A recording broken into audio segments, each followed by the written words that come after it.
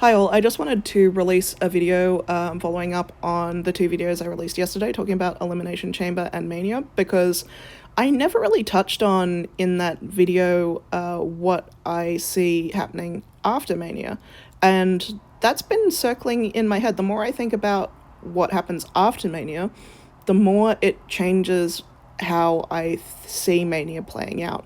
I want to give an example of that, because one of the things I did say I see happening is a Cena versus Punk feud after WrestleMania. But specifically, in order to get to that Cena versus CM Punk feud, you have Cena selling his soul to The Rock and taking Punk's Mania main event away from him. You have Punk win the Chamber and Cena politic his way into the Mania main event despite Punk having earned it. And the more you think about that, that just makes so much sense, right? Surely that has to be, when the story's that good, that has to be what is happening. And that's how you get to a Cena-Punk feud over the WWE title. I also said the one other sort of future plan that I booked was I foresaw that if it's Bianca versus Rhea at Mania, then how do you get Liv and Io on the card? Well, in a tag title match, Damage Control versus Judgment Day. And I said that I thought it made the most sense for Damage Control to win, because it's, a big victory for these baby faces, Dakota and Io, who everyone likes and wants to see get their moment. But also, if they win, then that makes a lot of sense to lead to a Damage Control breakup, which I do foresee. But I didn't go into any other post-Mania plans, really, other than that I wanted to see Strap Leap. But the more I thought about it, the more I realized, wait a second, if this is the plan, then that has, a lot of implications. But I'll go into it. I'm just going to focus on the women's world title, because I haven't really put that much thought into anything else like what Cody's going to do. But let's talk about the women's world title. And this is the first thing that I thought about, which is like, oh, post-Mania plans are really important. And it's Bianca versus Rhea. And here's why post-Mania plans are so important and change how everything plays out. So if it's Bianca versus Rhea at Mania, let's say Bianca wins. If Bianca wins the title at Mania, what does she do after WrestleMania? Who's her first big opponent? It's Jade. Of course it's Jade. Who else is it going to be? Jade versus Bianca is what they've been setting up since Jade debuted, and it's the storyline that Bianca is embroiled in right now. And then you think about it. Wait a second. If the plan coming out of Mania is Bianca versus Jade, then that means Bianca was involved in taking Jade out. It means Bianca Belair is a heel. See, when I was talking about Bianca versus Rhea yesterday, I was doing so in the assumption that it's face versus face. But if it's going to be Bianca versus Jade out of WrestleMania, then no, Bianca versus Rhea is going to have Bianca Belair being the heel in that match. And the more I thought about it, the more I realized, hang on, that just resolves all the questions and all the problems with Bianca versus Rhea happening this year that I brought up yesterday, about how it kind of just didn't feel right that, Bianca would be in the middle of another storyline and yet face Rhea, she's going to be distracted. It doesn't sort of make sense how the Bianca Belair character could focus on this match. Well, it does if she's a heel. It does if she was responsible for taking Jade out. Yeah, of course she's not going to be distracted by Jade if she's responsible for everything that happened to her.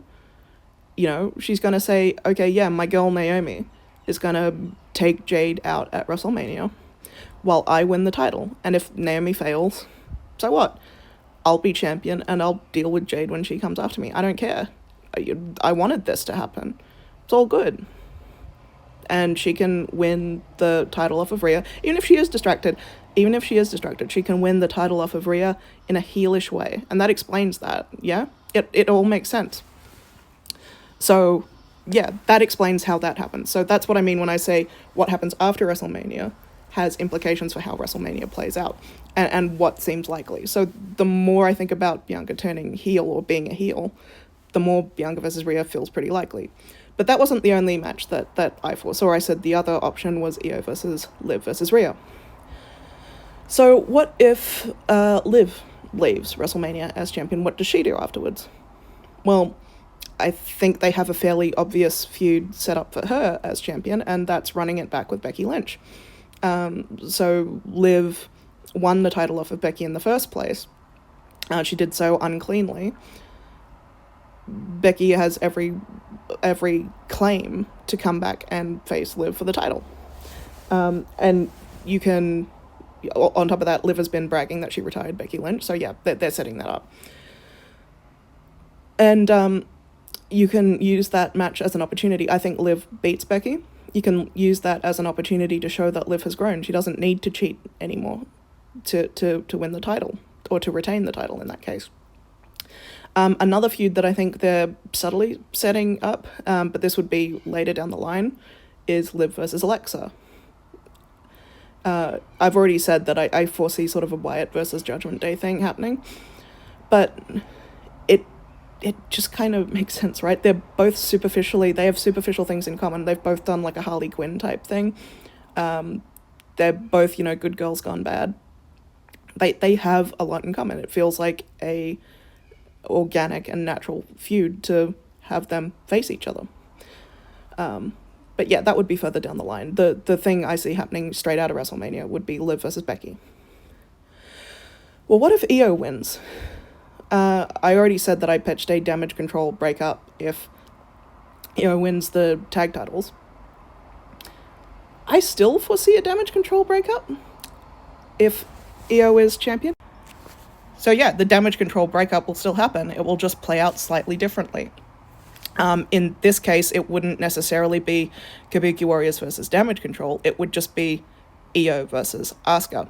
And sort of like I said yesterday, I think this makes a lot of sense because Io and Asuka never liked each other. The only reason they're in the same faction is because they're both mutual friends with Kairi. When Kairi wasn't around, they hated each other, Io and Asuka. Like, they went at each other, like, really hard. But Io goes way back with Kairi, a Black Lotus triad and all that. So in storyline, she brought Kairi back from Japan. It's only when Kairi came back, Kairi and Asuka go way back, Kabuki Warriors and all that. So that's why Asuka joined Damage Control. She wanted to be with her friend Kairi. But other than that, without Kairi there, Io and Asuka don't get along. So that gives an opportunity for Asuka to break away from Damage Control, turn on Io, and I think that will be Io's first major feud for the title that isn't just running it back with Liv and Rhea. I think that makes a lot of sense. And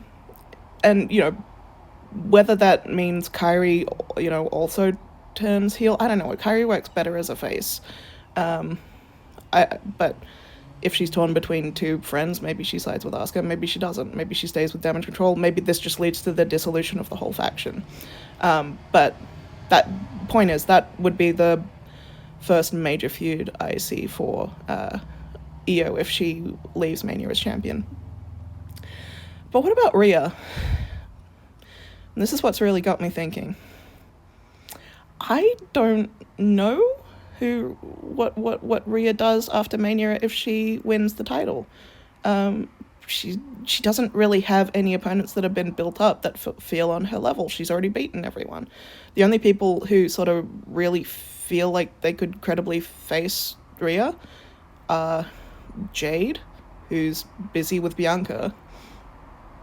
I guess Tiffany, who's a babyface, gets on with Rhea, doesn't make sense to have any issues with Rhea, and presumably would be caught up still with stuff with Nia Jax and Charlotte. Alexa, again, like Tiffany and Jade, Alexa's on a different show, hasn't done anything with Rhea yet. The people who really feel like they could feud with Rhea are all currently on NXT. Jordan Grace, Zarya. It doesn't feel right. There's kind of nothing for Rhea if she leaves Mania as champion, which makes me think maybe I'm right. Maybe Rhea does lose the title at Mania and then goes into a tag team thing with Tiffany, and then whoever does win the title goes on to have a whole bunch of feuds and build up the division in Rhea's absence, so that when she does come back for her title, all her opponents feel a lot more credible. Think about it.